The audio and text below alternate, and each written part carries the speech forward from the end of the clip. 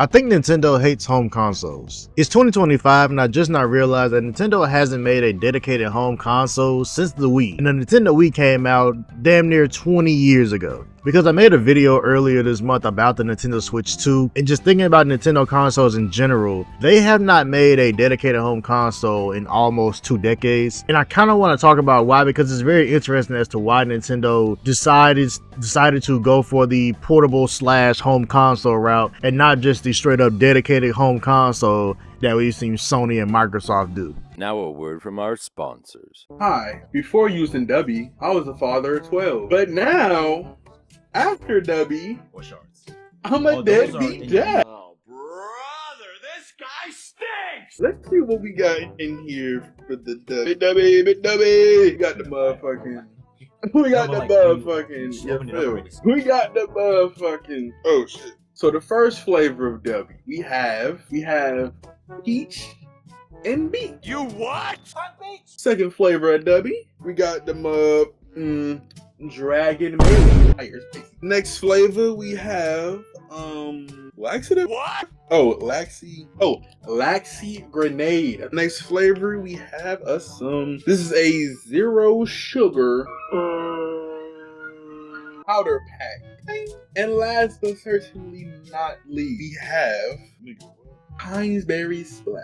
I'm Wasabi, and this has been your Dubby advertisement. But one more thing before we get into that, I'm trying to hit 1,000 subscribers before the end of the year so that I can afford Triple Dippers. So I really appreciate it if you like the video and hit the subscribe button, tell me reach my goal. I really appreciate it. But for the 1 or maybe 2 or however many people who don't really know about Nintendo's history, Nintendo was right alongside Sony and Microsoft with making just straight up home consoles. Because until a certain point in time, portable gaming just didn't really make sense. And it wasn't really achievable as far as technology wise until the 2000s. But up until that point, Nintendo, Sony, and Microsoft were all doing the same thing by making home consoles and strictly making home consoles. Them making, portable consoles just wasn't a thing, and it didn't really exist because technology wise, there was nothing, they couldn't make it. And right alongside Microsoft and Sony, Nintendo was succeeding with flying colors. The N64, the GameCube, Super Nintendo were all great consoles, and all those consoles catapulted Nintendo to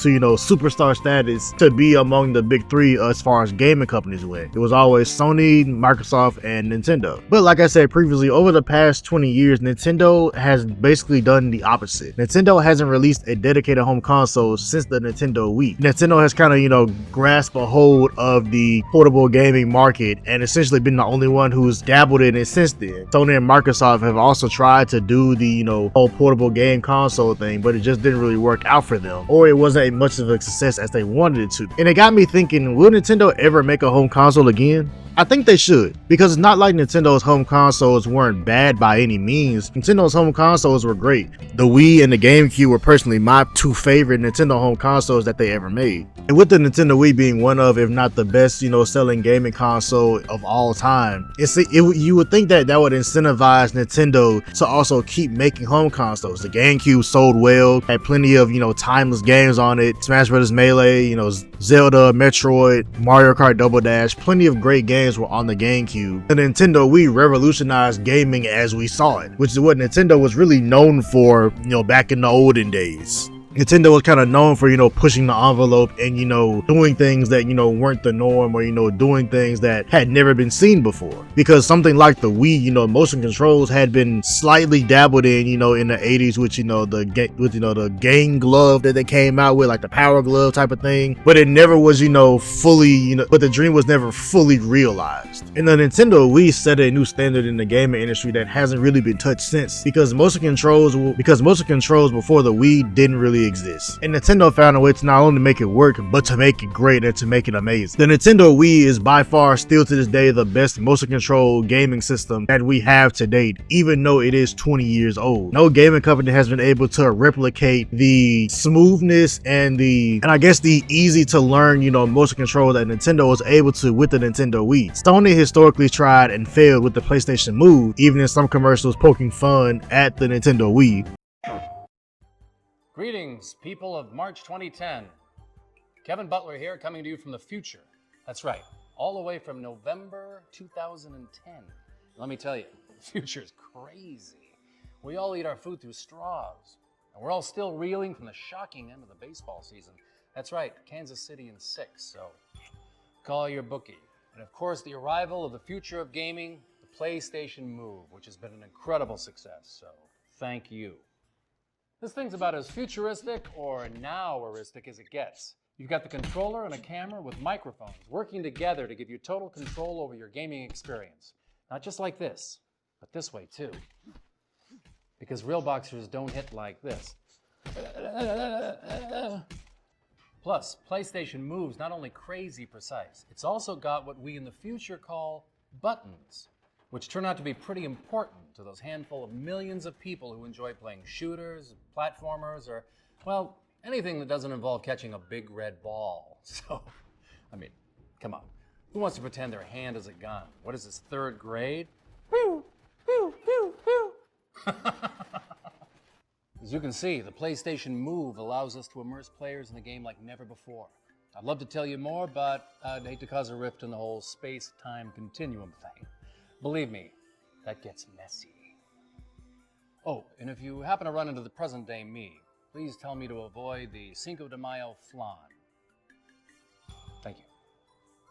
Yeah, that didn't turn out too well. And then also historically, the colossal failure that was the Xbox Connect. I genuinely could make a whole video about how much of a flop that was, and I feel like Microsoft just wants to rid that stupid shit from existence. But Nintendo was the first and the only company to, revolutionize and make, motion control gaming work and work well. But they also weren't the only gaming company that put their hand in the portable gaming pot, if you will. Before there were the Nintendo Switch and the Steam Deck, Sony historically released the PSP, which I fucking loved. The PSP was a decent little, portable console. It wasn't, necessarily the best from my memory. I haven't touched my PSP in probably 15 years, but the PSP was fine. The PSP was something new that Sony tried and went way better than the PlayStation Move ever could dream of doing. But it was never something that Sony followed up on. Sony never released the PSP 2 or, any type of, big updates for, later down the line. It came and it kind of went and they kind of just, let it die out. But just like Nintendo did with motion controls, Nintendo revolutionized and sort of, patented the mobile and portable gaming systems with the Nintendo DS and the 3DS. And after Nintendo released the Wii, for about 15 years, it felt like Nintendo was only releasing portable consoles. They were releasing the Nintendo 3DS, the original DS, the 3DS XL. Those were the only consoles that Nintendo was giving attention to. Even with the huge success that the Wii was, Nintendo never really followed up with it. There was never a Wii 2. Well, there was that other Nintendo console that had the word Wii in it, but we don't really talk about that one. For all it's worth, the Nintendo DS, the 3DS, and 3DS XL were huge successes as well. Just completely revolutionized, portable gaming and made it a thing. And no other company besides Nintendo really gave it a shot after, Sony tried with the PSP and it didn't really take off like they wanted it to. Nintendo was the only gaming company that if you wanted to play a video game, in your car without having some elaborate setup to plug your PlayStation 3 in or your Xbox in, then you could just get a DS or a 3DS. But the weird thing is, that's where Nintendo stayed. Nintendo, weirdly enough, has never made another home console ever since the Wii, even though it sold millions and billions of copies, and Wii Sports was one of the best-selling games of that time, and probably still is one of the top-selling games ever, to be honest with you. Nintendo stayed in the realm of portable games, but also making home consoles. And I lied, we gotta talk about the Wii U. Nintendo's first crack at making a home/portable console was the Wii U. And long story short, we kind of know how that ended, but we're gonna make the story long anyways. Also released over a decade ago, the Nintendo Wii U came out in late 2012, around November-ish, like right after Thanksgiving, and it came out to a okay response. But overall, the Wii U was Nintendo's first shot at making a home/portable console thing work. And similar to the Wii, Nintendo still wanted to have that, Wii type of feel. Wow. Now from memory, I don't remember if any of the Wii U games had motion controls, but they still had, kind of that, me character type of thing where they wanted to still be similar to the Wii, but also be its own thing at the same time, because they still wanted to somewhat capitalize on the success of the Nintendo Wii. We would get, some pretty decent games on the Wii U. We would get the standard, Mario Kart, we would get the standard Kirby game, the standard Zelda game, and a couple of spin-offs. We got a Rabbids game, and we got some type of Castle Crashers, Dynasty Warriors, Zelda game. I can't remember the name of it at the moment. And for what it's worth, the Wii U had some okay games on it. Mario Kart 8 debuted on the Wii. Also debuting on the Wii U was the Splatoon series. Splatoon is still a series that Nintendo somewhat gives a fuck about today, but for all intents and purposes, they kind of give a fuck sometimes.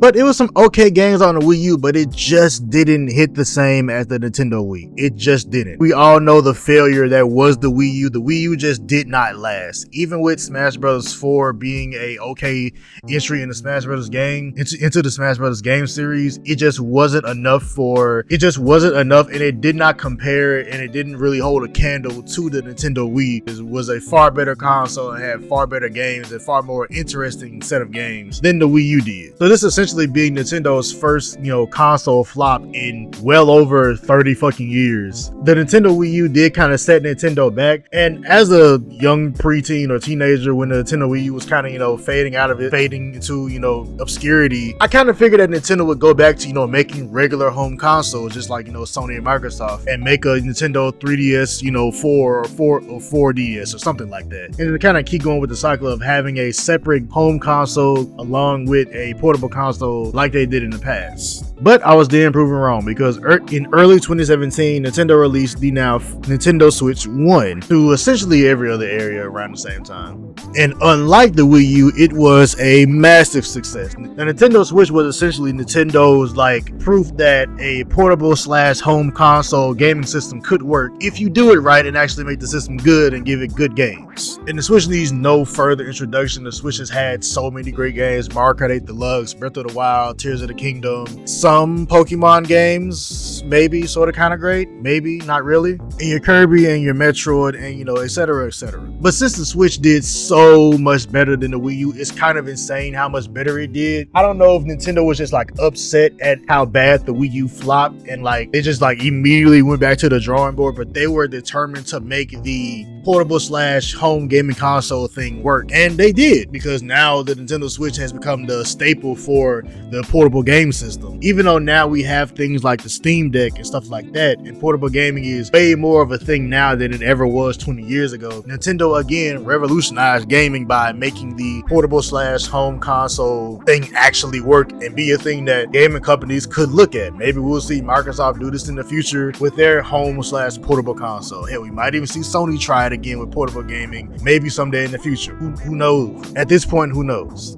But again, with the Nintendo DS after the release of the Wii, this is where Nintendo has stayed. There has been no announcements of a strictly home console or a strictly portable console with Nintendo. Nintendo found success with the Switch, and they're going to continue to, bring more success and more billions of dollars in with the Nintendo Switch 2, even if it is $500. And it brings the question that I asked in the very beginning of this video around, is will we ever see Nintendo go back to strictly home consoles? Honestly, the answer is no. With the success of the Nintendo Switch 1 and with the coming success of the Switch 2, because people had websites literally crashing trying to pre-order the Switch 2 because they're just feeding for it that bad, we will probably never see another dedicated home console from Nintendo ever again. They'll probably just keep going, and in 20 years they'll be releasing the Switch 7 for all we fucking know. And it is kind of a shame, because I do think that Nintendo is kind of holding itself back, because with the Nintendo Switch being a portable console, Nintendo is holding themselves back as far as the types of games that they could have on the Nintendo Switch, because historically the Switch 1 ran games that were on the PlayStation and Xbox and even PC horribly. I remember when WWE 2K, I think it was 18, came to the Nintendo Switch, and it ran at about 10 FPS per second. And historically, other games that have ran on dedicated home consoles that have more room for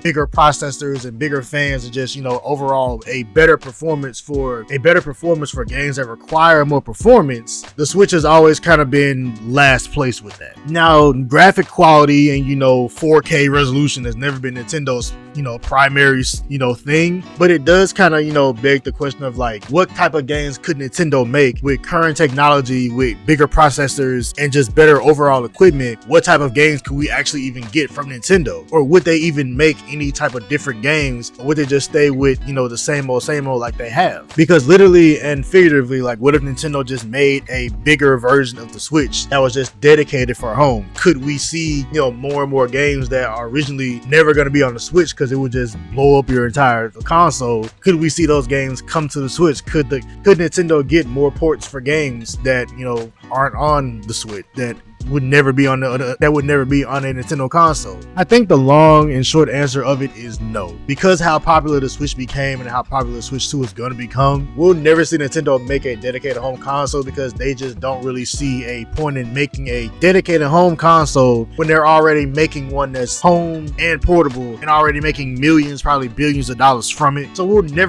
I think we'll never see another, you know, GameCube. We'll never see another, you know, N64 or Super Nintendo or another Wii. Like, we'll never see these types of things again because of how Nintendo revolutionized with the portable / home game console, and they just have it, and it's grabbed it by the throat, and they're just not letting go of it. And I feel like they don't want another situation of the Wii U happening. They don't want another pop console, especially since Nintendo fans have been so used to how the Switch works. They're not complaining, so why should Nintendo fix something that's not broken in their eyes and money wise? So I hope you enjoyed that little deep dive on Nintendo consoles. I just did one about the PlayStation 2. So if you enjoy these type of, you know, console deep dives, I will definitely do some more. Let me know in the comments. I'm out.